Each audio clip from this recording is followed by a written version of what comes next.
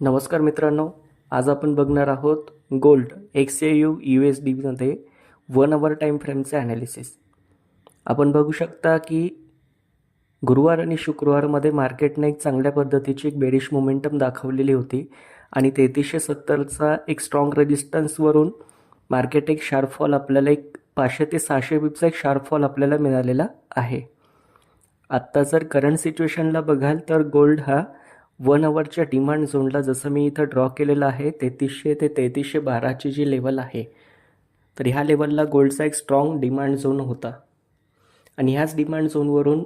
Market पुन्हा एकदा सोमवारी 3340च्या लेवलच्या अराउंड एक बाईंग मोमेंटम देऊ शकतो, जो की आता एक ब्रोकन सपोर्ट रेजिस्टन्सचा वर्क करू शकतो. जर तुम्ही मॉर्निंग सेशनला जर प्लॅन करणार असाल तर इथून तुम्ही 300 बिप्ससाठी बाईंग प्लॅन करू शकता किंवा लंडन सेशनमध्ये तुम्ही 3340च्या लेवलवरून एक सेलिंग प्लॅनसुद्धा करू शकता.